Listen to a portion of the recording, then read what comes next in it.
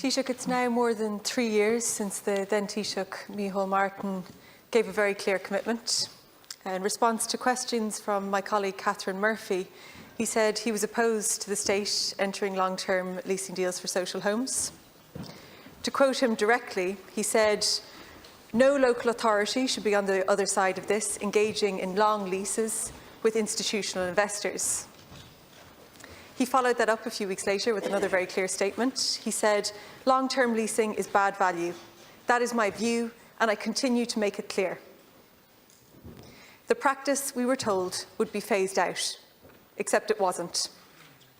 In the Sunday Business Post at the weekend, we learned that the state is continuing to enter into these deals, and the rents being charged are through the roof. Deals with rents up to €3,200 per month have been agreed. That means that over the course of a 25-year lease, the state is spending more than €900,000 on a single social home. And having spent nearly €1 million to rent it, the state then hands the home back to the developer or the vulture fund. So the state pays through the nose and is left with nothing except the bill. No asset, no home. In total, the state has agreed to almost 9,000 of these deals at a combined cost of nearly €3.2 billion. And all of these deals come with upward-only rent reviews, which are not subject to caps in rent pressure zones. You couldn't make it up. Quite literally, if you wanted to design a worse way to provide social housing, you couldn't. Every single aspect of the deal is bad for the state, and investment funds are loving it. These sweetheart deals are a cash cow for them. There's literally no downside. They lock in sky-high rents, include upward-only rent reviews, and ensure they retain ownership of the asset at the end. Taoiseach, you've spoken a lot recently about common sense. Can I ask you, do these long-term leases sound like common sense to you? Do they sound like value for money? Do you stand over them? Or, if we're honest, are they only necessary because of this and successive government failure? Failure to tackle the housing disaster? Failure to meet your social housing targets? Failure to deliver on government commitments? One of those commitments, let's remember, was a promise to phase out long-term leasing. Taoiseach, when will this government end long-term leasing of social homes, and when will you actually meet your own new build social housing targets? Thank you. Deputy Taoiseach. Thanks very much to Deputy Kearns for also raising this matter. So firstly, I think context is important. While I've already outlined the government's intention to end the use of long-term leasing by the end of 2025, I do want anybody watching in at home to be aware that this is a very small part of our overall housing provision, and an even smaller part, and also a very small part of our social housing provision. Just allow me a moment, Deputy. So 2023, last year, did see the highest annual output of social homes in decades. It is a statement of fact to say that we saw the highest level of new build social housing since 1975. Never in your lifetime nor my lifetime were more social homes provided than were provided last year. Over 4,000 affordable housing supports were also delivered last year through approved housing bodies, local authorities, the Land Development Agency, the First Home Scheme, the Cost Rental Tenant in Situ Scheme, and the Vacant Property Refurbishment Grant. This represents a massive increase of 128% on the previous year as well.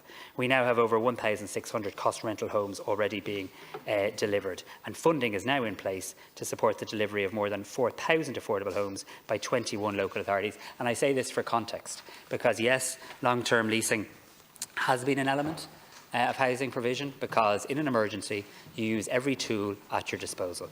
And you ask, what does the state get in return? Well, it gets a roof over the head of some vulnerable citizens needing a house today. That's what it gets, because housing policy can't just be about ideology in an emergency. It has to be about using every single provision. No, well, it might be funny to laugh and joke over there. I'd appreciate that, because I doubt Deputy Kearns needs your assistance.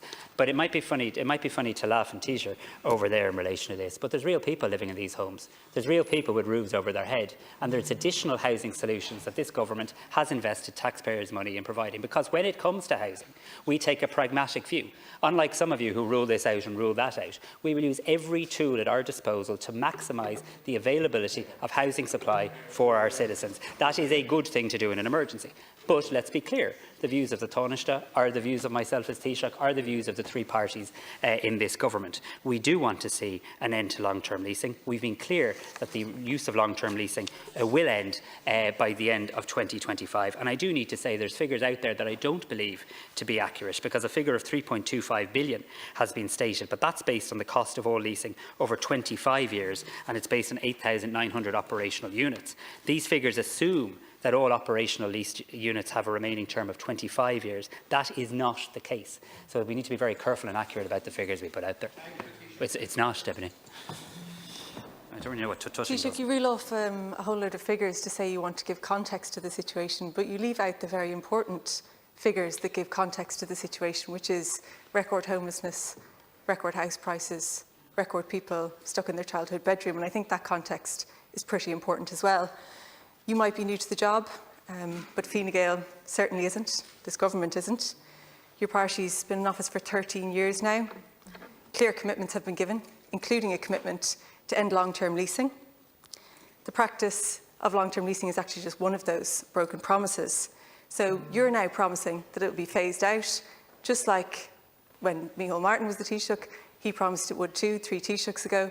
And I think you might understand why to people out there it feels like the personalities change, but the broken promises remain the same, because there's a fundamental difference between the narrative that you're putting out and what the government is actually doing.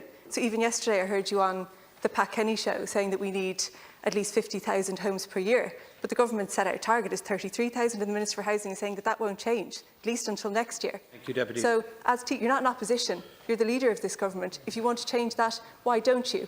Why is this promise to end long-term leasing any different to the last one? What's actually going to change?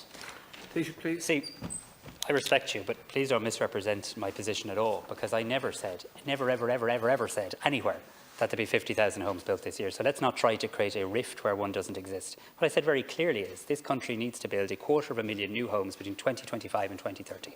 It does, by the way. The Construction Federation industry, who are many of their members are involved in building the houses, believe that is eminently doable. I've already just told this House this afternoon that we've seen 29,000 houses go to construction this year so far. We've just started the month of May. There are reasons to be hopeful in relation to housing supply, and I absolutely stand by and double down that we will need to lift the scale of ambition in the second half of this decade, and there's a very clear process that all three parties in government agree with.